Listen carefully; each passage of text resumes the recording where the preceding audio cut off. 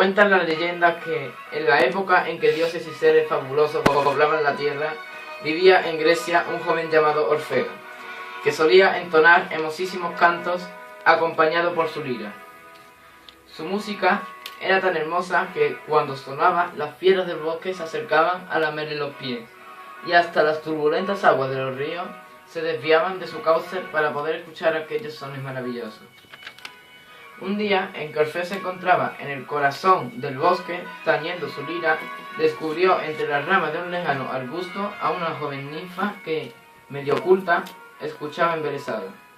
Orfeo dejó a un lado su lira y se acercó a contemplar a aquel ser cuya hermosura y discreción no eran igualadas por ningún otro. «Hermosa ninfa de los bosques», dijo Orfeo, «si mi música es de tu agrado, abandona tu escondite y acércate a escuchar lo que mi humilde lira tiene que decirte». La joven ninfa, llamada Eurídice, dudó unos segundos, pero finalmente se acercó a Orfeo y se sentó junto a él. Entonces Orfeo compuso para ella la más bella canción de amor que se había oído nunca en aquellos bosques. Y pocos días después se celebraba en aquel mismo lugar las bodas entre Orfeo y Eurídice. La felicidad y el amor llenaron los días de la joven pareja, pero los hados, que todo lo truecan, vinieron a cruzarse en su camino, y una mañana en que Eurídice paseaba por un verde prado, la serpiente vino a morder el delicado talón de la ninfa, depositando en él la semilla de la muerte. Así fue como Eurídice murió apenas unos meses después de haber celebrado sus bodas. Al enterarse de la muerte de su amada, Orfeo cayó presa de la desesperación. Lleno de dolor, decidió descender a las profundidades infernales para suplicar que permitieran a Eurídice volver a la vida.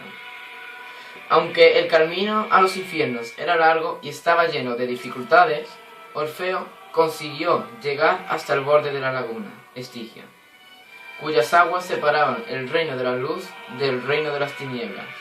Allí entonó un canto tan triste y tan melodioso que conmovió al mismísimo Carón, el barquero encargado de transportar las almas de los difuntos hasta la otra orilla de la laguna. Orfeo atravesó en la barca de Carón las aguas que ningún ser vivo puede cruzar, y una vez en el reino de las tinieblas se presentó ante Plutón, dios de las profundidades infernales, y acompañado de su lira pronunció estas palabras: «Oh Señor de las tinieblas, heme aquí en vuestros dominios para suplicaros que resucitéis a mi esposa Eurídice y me permitáis llevarla conmigo. Yo os prometo que cuando vuestra vida termine volveremos para siempre a este lugar». La música y las palabras de Orfeo eran tan conmovedoras que consiguieron paralizar la pena de los castigados al sufrir eternamente, y lograron también ablandar el corazón de Plutón, quien por un instante sintió que sus ojos se le humedecían. «Joven Orfeo», dijo Plutón, «hasta aquí habían llegado las noticias de la excelencia de tu música, pero nunca hasta tu llegada se habían escuchado en este lugar sones tan turbadores como los que se desprenden de tu lira. Por eso te concedo el don que solicitas, aunque con una condición». «Oh poderoso Plutón», exclamó Orfeo, «haré cualquier cosa que me pidáis con tal de recuperar a mi amadísima esposa». «Pues bien», continuó Plutón, «tu adorada Eurídice seguirás tus pasos hasta que hayáis abandonado el reino de las tinieblas. Solo entonces podrás mirarla. Si intentas verla antes de atravesar la laguna Estigia, la perderás para siempre». «Así será», aseguró el músico. Y Orfeo inició el camino de vuelta hacia el mundo de la luz. Durante largo tiempo, Orfeo caminó por sombríos senderos y oscuros caminos habitados por la penumbra. En sus oídos retumbaba el silencio, ni el más leve ruido delataba la proximidad de su amada, y en su cabeza resonaban las palabras de Plutón: «Si intentas verla antes de atravesar la laguna Estigia, la perderás para siempre». Por fin, Orfeo divisó la laguna.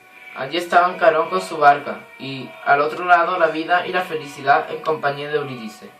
¿O acaso Eurídice no estaba allí y solo se trataba de un sueño?